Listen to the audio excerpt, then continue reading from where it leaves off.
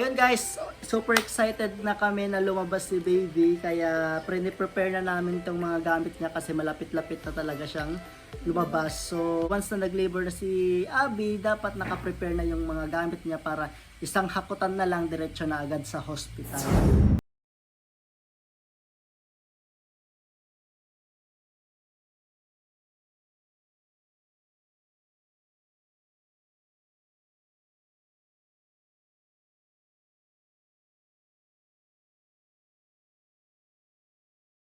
Hello guys! So welcome to our YouTube channel. So today's vlog ay papakita namin sa inyo yung mga gamit ni baby at kung ano yung mga dadalhin namin pag pumunta kami ng hospital pag once na nanganak na si Bebe Abby. So ito na po si baby. At ito yung mga gamit niya. So, lalaban namin sila guys. Bale itong mga gamit na to ay galing siya sa Shopee. So salamat Shopee! Actually, itong mga gamit na to is parang package na siya. Binili niya sa Shopee. Siya mismo yung namili-mili.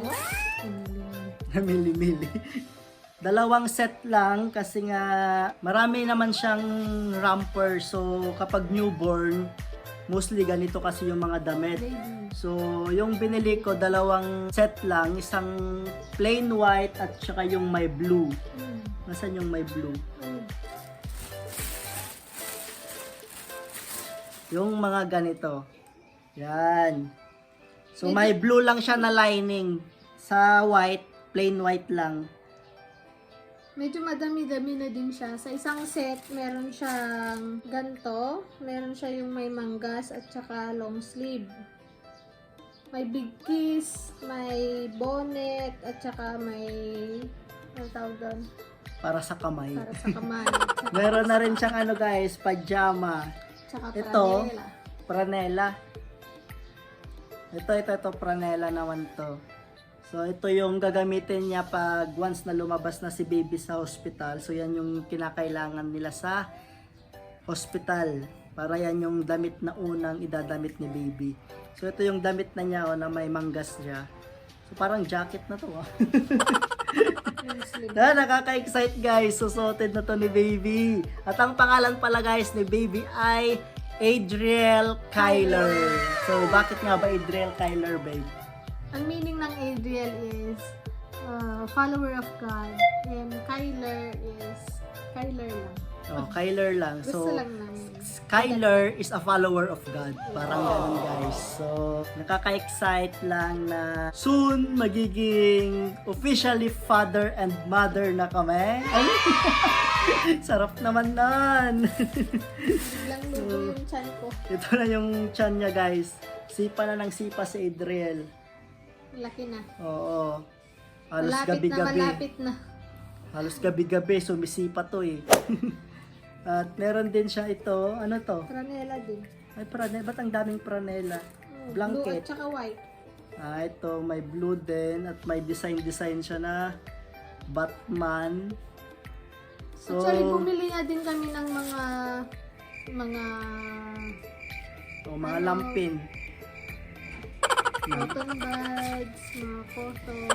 Yes. At mamaya guys, papakita rin namin sa inyo kung ano yung mga dadalhin namin, yung kabuuang dadalhin sa hospital, kung ano yung mga dinadala ba kapag manganganak yung isang pregnant. So, ito naman yung blue. May mga shorts din to, kaso nga lang, asan yung shorts? Wala naman natang short. Walang short? Ba't walang short?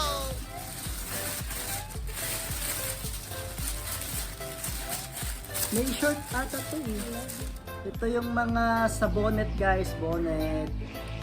Ito yung mga sa paa, sa kamay, wow! Adriel, hello Adriel! Yan, pag lumaki ka na, panoorin mo to ha. Ganito namin prepare yung mga damit mo nung ilalabas ka na. Ayan. Kami mismo maglalaban yan para sa'yo. Oh.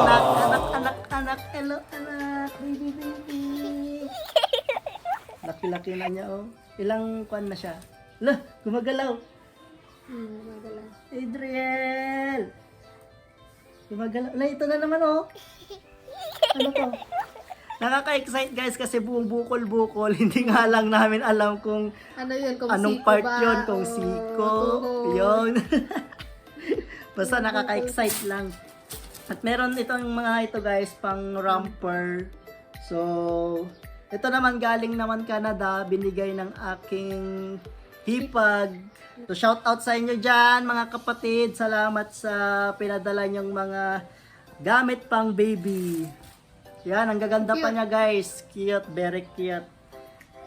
So, tips lang namin guys, siguro sa pagbili ng mga damit para sa newborn baby.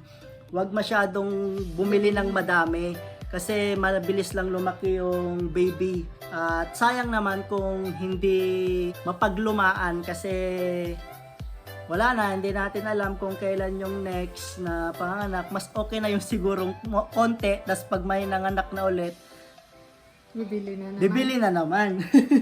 Kaysa naman sa bibili ng madami tapos iuulit.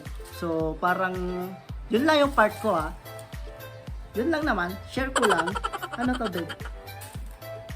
Lampin. Ang daming lampin. Oo, kasi dalawang set, di ba? Kasi gagamitin niya sa hindi na siya magpa-pampers. Lampin-lampin na lang. Ito yung big case. So, bonnet. Ba't madami nga pala to? Lampin, no? Ang daming lampin. Or galing sa Canada to. Hali. Oo, galing kila Kwanto, kila Christian. So, ang daming lampin guys, pero hindi namin siya binili. Bigay lang din nila Ate Jack. Kaso nga lang, labhan na lang din namin at itago yung iba kasi for sure hindi yan magagamit lahat. At for sure, masusundan agad-agad.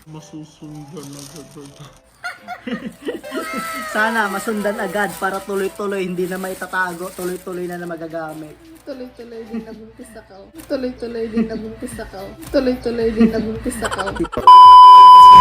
Marami-rami pa siya Bibigay sila. dito. Ang dami na niyang pang OOTD.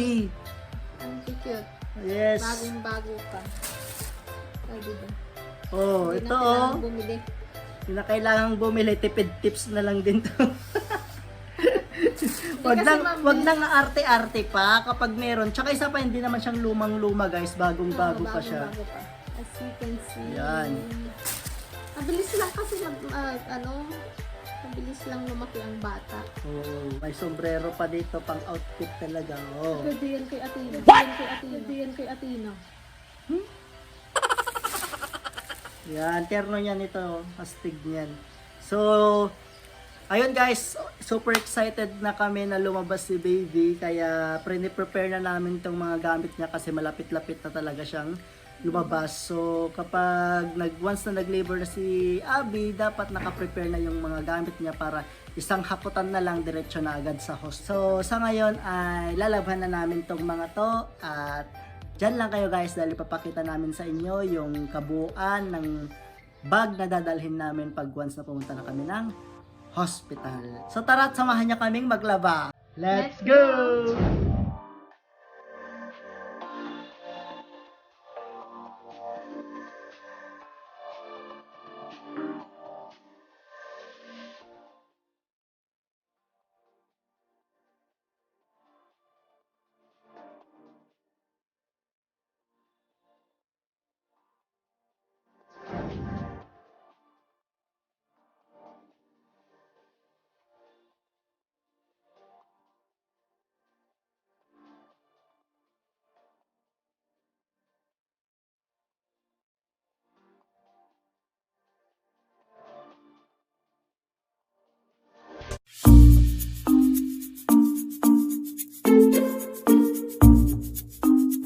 Ayan guys, tapos na kaming maglaba. Ayan, puting-puti siya oh. Ang galing namin maglaba no. So, ayan na po yung mga gamit ni Baby Adriel. Babe, at ayun ang buntes. Ayun ang baby. Ayan, so tapos na kaming maglaba. Antayin na lang natin matuyo at maya-maya ilalagay na namin siya sa bag na aming dadalhin para sa hospital. So, dyan lang kayo at babalik kami maya-maya. Wing! Ayan guys, bale, ito yung mga gamit na dadalhin namin para kay Baby Adriel. So meron siyang isang pares na mga damit dito na kulay blue at yung pares na plain white lang lahat. Meron ding pampers and baby wipes. So yan lang guys yung mga dinala namin, wala nang iba kasi based sa mga nakita namin sa mga Facebook, yan lang naman yung mga mostly na dinadala. At based na rin sa hipag ko na si Jerlyn na nanganak lang nung nakaraan at ito lang daw yung mga kinailangan sa hospital. So ito yung bag namin guys, bag ni Baby na binili namin sa Shopee. At ito yung dadalhin namin. Meron din pala kaming nadalang chupon. Chupon ang tawag dito dahil. So, ito, basta ito guys, in case lang na walang gatas na may palabas si Bebe Abby. Pero sana naman meron. So, yan lang guys yung aming dadalhin. Simple lang, wala nang mga sabon, shampoo, ganon. Kasi meron naman daw sa hospital. So, ayun.